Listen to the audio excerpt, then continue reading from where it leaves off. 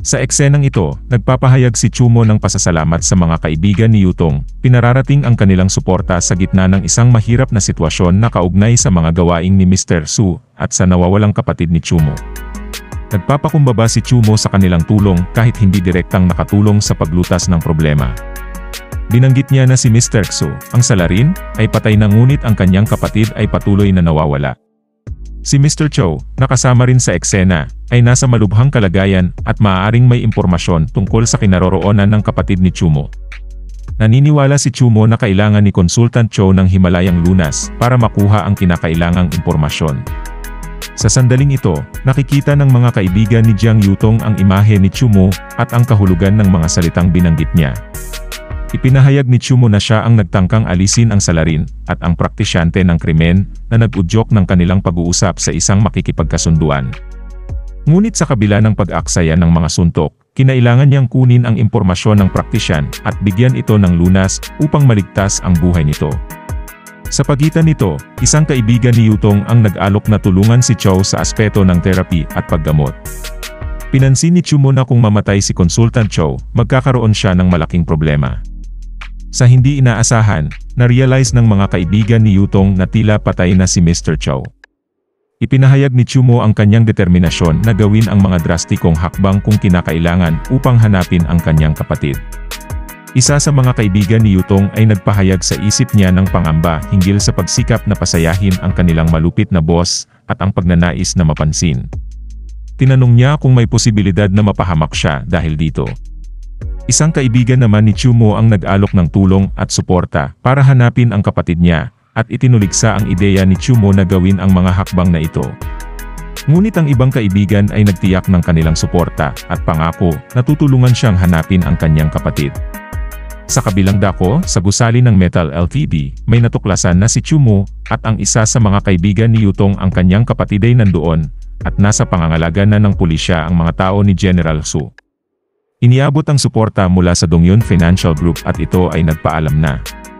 Nagkaroon din ng diskusyon mula sa mga nakakita kala Chumo sa building kung saan tagpuan ang kanyang kapatid tungkol sa lakas ng Dongyun Group at ang impluwensya ni Chumo bilang unang pwesto sa Secret Land.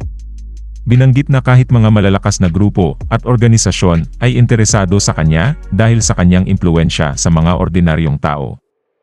Ipinakita rin na hindi madaling magkaroon ng pagkakataon na mapasaya si Chumo. Sa dulo, may mga nagpahayag ng pangamba tungkol sa mga pangyayari sa Secret Land, mga Immortals, at ang mga pag-atak mula sa ibang lugar, nagpapakita ng kakaibang takot at pangambang nagaganap sa kanilang mundo. Ipinahayag ni Chumo ang pasasalamat sa mga kaibigan ni Yutong at sinasabi na sila ay tulad ni Yutong, mabait at magiliw, at dahil sa kanila, agad niyang natagpuan ang kanyang kapatid. Nagpahayag din siya ng intensyon na imbitahan ang mga ito sa hapunan, ngunit umalis ang mga ito ng mabilis. Sinuri ni Yutong ang ideya na mag-imbita sa mga kaibigan, na itinuring na hindi normal at imposibleng manyeryon. Ipinakita ni Chumo ang pangamba na nararamdaman niya ukol sa kanyang kapatid, na may tanda ng isang uri ng halimaw. Nagpapahiwatig ito ng mga hindi pangkaraniwang pangyayari, at nagsususpetsa siya na may kaugnayan ito sa mga pangyayaring naganap sa Secret Land. Naging mapanuring isip si Chumo tungkol sa kalagayan ng kanyang kapatid, patungkol sa kanyang pagkakapasok sa komang ilang buwan na ang nakalilipas, at sa posibilidad na may kaugnayan ito sa pagsalakay ng mga halimaw mula sa ibang mundo. Naging maugmaon ang kanilang pag-uusap tungkol sa mga kaganapan sa kanilang mundo. Sa bahay ni Yutong, ibinahagi ni Chumo ang kanyang pangamba ukol sa kalagayan nila ng kanyang kapatid, at ang pagnanais niyang manatili sa kanilang bahay. Si Yutong ay nagbigay ng kumpiyansa kay Chumo na makatutulong sila sa kanilang mga problema at sinabi na pwedeng manatili sa kanilang bahay. Nag-aalala sila na ang mga financial groups ay konektado sa mga aliens at baka may kinalaman ang mga demon beasts sa kondisyon ng kapatid ni Chumo. Binigyang diin ni Yutong na hindi dapat magpanik at may mga grupo, tulad ng Big Four, na tutulong sa kanila laban sa mga potensyal na panganib. Ngunit, kinuwestiyon ni Chumo ang mga pangyayari sa Secret Land, partikular ang pagkukulang sa Destiny Coins na kanilang natanggap pagkatapos ng laban. Iniisip niya na posibleng may mga kaduda-dudang nangyayari sa likod nito. Pinayuhan siya ni Yutong na magpakalma at binigyang diin na hindi lahat ng detalye ay malinaw. In-explain niya na maaaring may mga technical na issue lamang sa Secret Land na nagdulot ng pagkawala ng mga Destiny Coins o maaaring may ilang immortal practitioners na aksidenteng nasama sa pagpatay sa Demon Beasts. Inihayag ni Yutong na mahirap ang sitwasyon, ngunit hindi dapat mawalan ng pag-asa. Sinabi naman ni Chumo na maghahanap na lang siya ng ibang ligtas na lugar na pwedeng manatili doon. Ngunit ito ay kinontra ni Yutong, na ipinaliwanag na sa kasalukuyang kalagayan ng kapatid ni Chumo, kailangan nitong gamitin ang anima para sa pagpapagaling. Inirekomenda ni Yutong na manatili sila sa kanyang bahay, dahil maaaring magdulot ng panganib kung malaman ng ibang practitioners ang traces ng Demon Beast sa kapatid ni Chumo. Nag-aalala si Chumo tungkol sa gastos, kaya't inalok ni Yutong ang kanyang bahay sa pamamagitan ng paggamit ng Destiny Coins bilang bayad. Tinanggap ni Chumo ang alok ni Yutong at nagpasya na magbayad ng 2,000 o 3,000 Destiny Coins bilang renta. Sa isang notification pop-up, nakuha ni Yutong ang 600,000 Destiny Coins mula kay Chumo bilang bahagi ng kanilang kasunduan. Nagulat si Yutong nang makatanggap ng 600,000 Destiny Coins mula kay Chumo. Ipinahayag ni Chumo na hindi na niya kailangan ang mga coins para palakasin pa ang kanyang kapangyarihan, at itinatanggi niyang magamit ito sa labas ng Secret Mall. Naisip niyang mas mainam na ibigay ang mga ito sa ibang tao na maaaring magamit ang mga coins, kaysa hayaang magdulot lamang ito ng alikabok sa kanyang mga kamay. Ipinarating ni Yutong ang halaga ng mga Destiny Coins at sinabing maaaring mapalit ni Chumo ang pera mula sa ibang savior. Ngunit pinunto ni Chumo na sa kasalukuyan, ito ay itinuturing niyang investment para sa kanyang kapatid, at kung sakaling magtagumpay si Yutong sa pagpapagaling ng kapatid niya, maaari itong maging proteksyon para sa kanya. Naging makatuwiran ang usapan at pumayag si Yutong na tanggapin ang mga coins bilang bahagi ng kanilang kasunduan. Nagkomento si Yutong tungkol sa kanyang pagtitiwala kay Chumo at sa pangangailangan niyang pag-igihan ang kanyang sariling paglago. Sa wakas, pumayag si Chumo sa deal na ito, at sinabi ni Yutong na handa siyang tuparin ito. At iniisip ni Chumo na hindi maaring ialay ang lahat ng kanyang pag-asa sa sign-up system nang matapos niyang matanggap ang rewards ng sistema sa pagtatapos ng Secret Land mission. Ini-expect niya na baka sa susunod na pag-sign up ay makakatanggap siya ng mas magandang premyo. Sa kabilang banda, may usapang nagaganap sa isang restaurant kung saan naroroon si Mr. Lee na nagtatanong tungkol sa kanyang steak Wellington. Nag-aalala siya dahil sa kahabagan, at mula sa ibang tao roon may pagtataka kung bakit naroroon si Lee Hanling, ang itinuturing na Black Sheep sa Lee's group.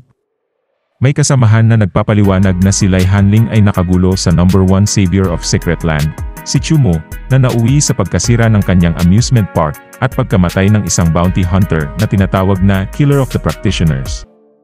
At nagkaroon ng diskusyon tungkol sa mga conspiracy theories na naglabasan sa internet patungkol sa mga financial groups at ang kanilang koneksyon sa Demon Beasts. Ang ilang tao ay nagtataka kung bakit hindi nila mahanap ang mga detalye tungkol dito. Natuklasan na ang mga ulat ay mabilis na itinanggal o inalis upang hindi magdulot ng conflict at para mapanatili ang reputasyon ng Lee's group. Sa pagpasok ni Lee Xiu, nagkaroon ng takutan sa grupo at tinaboy siya mula sa lugar. Ngunit bago siya umalis, hinanap niya ang kanyang steak Wellington na hindi pa na-serve, subalit siya mismo ay itinapon lamang sa basurahan. Isa sa mga tao ay pinarurusahan si Lee Xiu sa kanyang mga nagawang pagkakamali, partikular ang pag-provoke kay Chumo at ang pag-expose sa kanilang shelter, at ang tunay na pagkukulang ni Lee Xiu ay hindi niya napatay si Chumo na kinumpara sa bounty hunter na kilala bilang practitioner killer. Ipinahayag na ang pagkakasira ng Lee's group, at sinabi na ang sinumang nagmamalupit sa kanilang grupo ay nararapat mamatay, at ito ay ina-apply niya kay Chumo. Sinabihan ni Lee Xiu na ang ginawang pagpaparusa kay Lee ay utos ng kanilang ama, at ito ay hindi personal na vendetta. Ipinabatid din niya na may mahalagang trabaho na kailangang gawin at linisin ang mga gusot na nilikha ni Lee. Pagkatapos ng ilang minuto, umalis ang taong ito. Nagkaroon ng usapan sina Lee at ang bagong dumating na tao, na tinawag na Xia Chou. Nagtanong si Lee kung gaano na niya katagal na susundan ang kanilang pag-uusap, at sinagot siya ni Xia Chou na simula pa noong hinatak siya papunta sa kanilang kinaroroonan. Sinabihan ni Xia Chou si Lee na hindi niya gustong iligtas siya, pero dahil importante siya bilang isang paon, hindi niya gustong mailantad si Lee. Inamin ni Lee na sanay siya ang nasa spotlight sa Secret Land sa araw na yon, pero naunahan siya ni Chumo. Sa dulo, sinabi ni Xia Chou na ibinigay niya ang kanyang savior status para imbestigahan ang mga konspirasyon ng financial group at ng mga practitioners. Bagamat sinabi ni Xia Chou na hindi siya ganap na nagtitiwala kay Lee, ito ang pinakamainam na opsyon na mayroon sila. At napag-uusap ang tungkol sa mga trahedyang naganap sa kanilang grupo. Sinabi ni Xia Chou na bagamat may kapangyarihan si Lee, tila wala itong nagagawa maliban sa pagpatay, at ang kanyang investigasyon ay wala rin silbing saysay. Binatikos ni Xia Chou ang paraan ng pagkuha ni Lee ng impormasyon sa pamamagitan ng pagsasakripisyo ng kanilang mga kasama.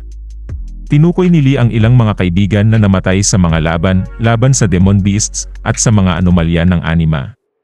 Ipinahayag niya ang mga naging pag-aalala at kwento tungkol sa bawat isa sa kanila, tulad ni Kao Ming na sumasama sa laban kahit na may edad na, at si Jiang An, isang 16 na taong gulang na immortal practitioner. Ipinakita ni Lee ang kakulangan nila sa bilang ng mga miyembro ng kanilang grupo, at ang kanilang kakulangan sa kapangyarihan, kaya't kailangan nilang kumuha ng mga bounty hunter para sa kanilang operasyon. Inamin niya na ang isang bounty hunter na kamakailan lang nilang kinuha ay namatay rin. Ipinahayag ni Lee na unay sinubukan niyang magkasundong may kasunduan si Chumo, ngunit nauwi ito sa alitan. Inakala ni Lee na magiging madali ang laban kay Chumo, pero natuklasan niyang sobrang lakas nito. Ibinahagi ni Lee ang kanyang plano na may kinalaman sa isang shelter sa ilalim ng amusement park, ngunit ang lahat ng ito ay nauwi sa wala. Dahil dito, kailangan niyang humingi ng tulong kay Xia Chou. Nagkasundo silang magtulungan, ngunit pinunto ni Xia Chou na magiging maingat siya at bantayan si Lee. Ipinahayag ni Lee na handa siyang isakripisyo ang kanyang buhay para sa kanilang misyon, at hindi siya mag-apologize o magsisisi sa mga sakripisyo ng kanyang mga kaibigan. Bilang bahagi ng kanilang pagtutulungan, ibinahagi ni Lee na may paparating na leader ng advance team ng Demon Beasts sa Earth bukas. Nagtakda sila ng kanilang unang misyon bilang magkasamang dog losers na nagtatrabaho para sa kapakanan ng tao. Tinukoy ni Xia Chou ang posibilidad na mayroong isang grupo na may transboundary stone na nakakakonekta sa alien world at maaaring magtransport ng Demon Beasts sa Earth sa maliit na bilang. Sinabi ni Lee na ang darating na Demon Beast ay may kakayahan na magtamo ng lakas na hindi bababa sa 2,000 taon. Kinakailangan nilang kumpirmahin ang layunin ng mga Demon Beasts na darating upang mapigilan ang kanilang plot sa oras. Kung hindi nila maantala ang mga ito, nasa panganib ang kanilang mundo. Nagpahayag ng pag-aalala ang isa na hindi nila alam kung saan darating ang mga Demon Beasts. Sinabi ni Lee na ang mga Demon Beasts ay inaasahan sa East Sea City at ang kanyang kuya, Lee Xiu, ang maghaharap sa mga ito kinabukasan. Plinano nilang sundan ito at bigyan siya ng sorpresa. Sa bandang huli ng eksena, isang notification pop-up ang nagsilbing reminder kay Chumo na may 8 oras pa siyang hihintayin bago dumating ang mga pets na inabot niya bilang premyo mula sa sign-up system. Sa ibang mundo, may mga halimaw na hawig sa isang tao. Nagkaroon ng usapang nagaganap sa pagitan ng 2 halimaw na ito na may kaugnayan kay Ere na itinalaga ng kanilang Panginoon na mamuno sa vanguard. Ang isa sa mga halimaw na ito ay nagtataka kung bakit si Ere ang napili, at mayroong pag-aalinlangan sa desisyon ng kanilang Panginoon. Ang isa pang halimaw ay nagtangkang itaguyod si Ere, at ipinagtanggol ang kanyang posisyon. Sinasabing ang iba pang mga halimaw na itinuturing nilang ferret monsters, ay hindi sapat at pambihira lamang sila sa kanilang paningin. Ipinunto rin na ang tagumpay sa labanan ay dapat ay para sa isang lahi na may kapangyarihan katulad nila. Nagkaroon ng mainit na pag-uusap at pag-aaway sa pagitan ng 2 halimaw na ito, at naglalabasan ang kanilang galit sa isa't isa. May mga patutsada at pang-uuyam na nagaganap sa kanilang usapan. Sa ibang bahagi ng lugar, may isang halimaw na tinatawag ang nagngangalang Lord Ere. Siya ay nag-uusap sa kanyang mga kasamang halimaw tungkol sa pag-activate ng isang transboundary stone na magpapahintulot sa kanya na maglakbay patungong Earth. May isa sa mga halimaw ang nagulat at naghambalang dahil sa pangyayaring ito, ngunit si Ere ay tahimik na nagpapahusay ng kanyang mga kasanayan. Wow! Halimaw din ba to? Pero balik sa kwento. Nag-apologize ang isa sa mga halimaw sa pagkakasabi niya ng masamang bagay kay Ere. Ipinahayag ni Ere ang kanyang pag-aalala para sa mga kasamahan at ang kanyang hangaring maging mas malakas para sa kanilang lahi. Hinangaan si Ere ng isa sa mga halimaw at sinabi na hindi ito dapat magdusa para sa kanilang lahi.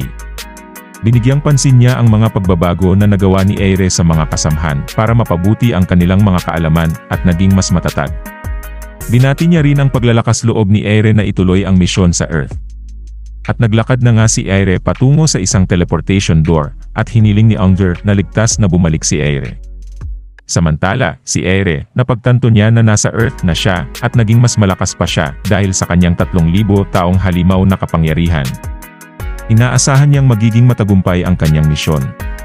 Subalit, bigla siyang naguluhan. At lumabas naman ang reminder ng notification mula sa sign-up system tungkol sa pagdating ng pet ni Chumo, at biglang nagising at nagreklamo tungkol sa pet na ini-deliver sa kanya ng system. At lumabas si Aire sa harapan ni Chumo. Teka, siya ba ang pet ni Chumo? Medyo naguluhan ako. Pero balik sa kwento. Si Aire, bigla naguluhan sa pagbabago ng laki ng kanyang katawan, at nawalan ng kanyang halimaw na kapangyarihan, at naging isang batang babae, na teleport siya sa mundo ni Chumo. Naguluhan at nainis sa mga sinasabi sa kanya ni Chumo, at sinubukan niyang atakihin ito ng may pagmamaliit sa pagiging ordinaryong tao ni Chumo, ngunit natuklasan niya na ang kanyang pag-atake kay Chumo ay walang epekto, at naging kapansin-pansin sa kanya ang pagkaiba ng kanilang kakakayahan.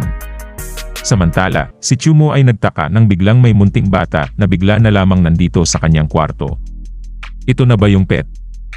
Child abuse ito, hindi ito tama.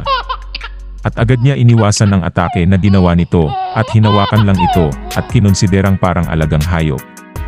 Ang eksena ay nagiging mas magulo nang biglang dumating si Yutong, ang kaibigan ni Chumo, at nagtatanong kung ano ang nangyayari, at nabigla sa batang hawak ni Chumo.